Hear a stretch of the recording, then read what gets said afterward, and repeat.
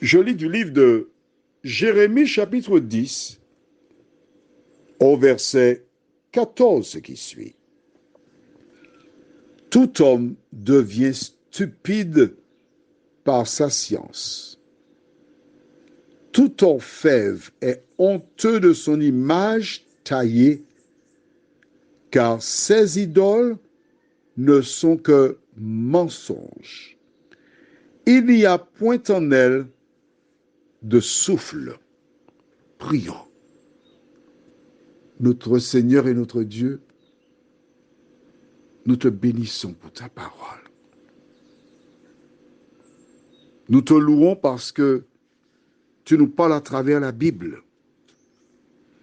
Et tandis que nous prenons cette référence, nous te demandons de continuer ton œuvre en nous, de nous éclairer, afin que nous ne nous laissions plus diriger par des hommes, mais par la parole de Dieu. Merci d'agir en nous, nous t'en prions, au nom de Jésus, et pour ta gloire éternelle. Amen. Rappelle-toi. Est-ce que tu te rappelles ce que nous avons vu hier? Nous avons lu dans le livre de Jean chapitre 8, verset 44, quelque chose d'important. Je le lis à nouveau pour toi. Jean chapitre 8, verset 44. Nous allons ensemble découvrir la vérité dans toute sa beauté. C'est Jésus qui parle.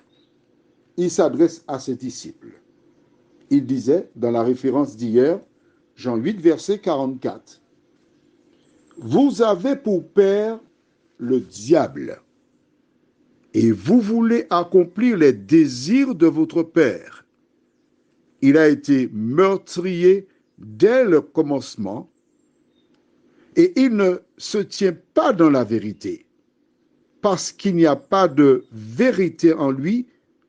Lorsqu'il profère le mensonge, il parle de son propre fond, car il est menteur et le père du mensonge. Il est menteur et le père du mensonge. C'est ce que nous avons vu hier.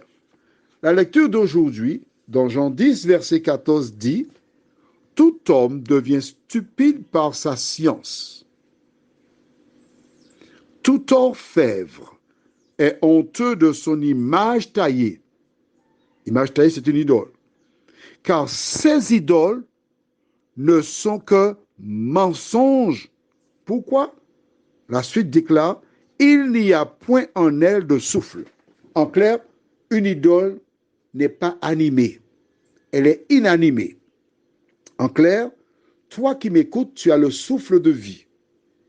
Tu entends, tu comprends, tu parles, tu bois, tu manges, etc. Mais si le souffle n'est point en toi, tu ne peux plus rien faire. Ce sont les gens qui devront te baigner, te vêtir, te maquiller pour les femmes, te coiffer, t'installer dans le cercueil, car à partir du moment où tu n'as plus le souffle de vie, tu es bon pour être inhumé. La Bible te dit que les idoles sont quoi? Tu as lu toi-même, ne sont que mensonges. Pourquoi? Parce qu'il n'y a pas de souffle de vie. À la lumière de ce que tu viens de lire, de ce que la Bible déclare, en t'appuyant sur la déclaration de Jésus d'hier, quand il dit que le diable est le père du mensonge, c'est un acquis. L'idole, c'est du mensonge. Donc, qui est à l'origine de l'idole? Qui pousse les gens à avoir des idoles? Écoute, je sais que c'est nouveau pour toi. Je comprends cela. Je ne te tire pas dessus. Je ne te condamne pas.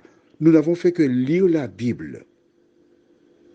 Et toi, tu n'as fait que comprendre ce qui est écrit dans la Bible. Je ne tire sur personne. Nous sommes en train de voir comment, depuis la création du monde, l'ennemi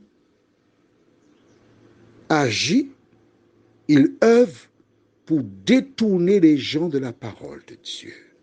Prions. Seigneur, nous savons qui est à l'origine du mensonge.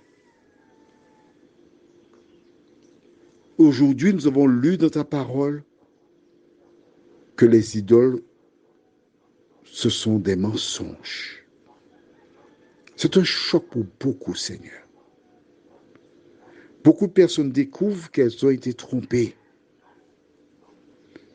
Je te demande de les visiter, de penser cette blessure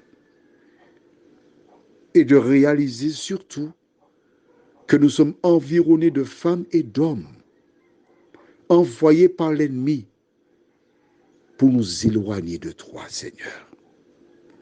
Merci d'aider ces personnes, non pas à aller vers des gens parce qu'ils ont un cerveau, mais à prendre la Bible, un dictionnaire, relire ses références et se souvenir que lorsque tu reviendras, nous devons nous présenter seuls devant toi. Nous n'aurons personne avec nous. Merci de nous aider à mettre en pratique ta parole, nous t'en prions. Au nom de Jésus, pour ta gloire éternelle. Amen.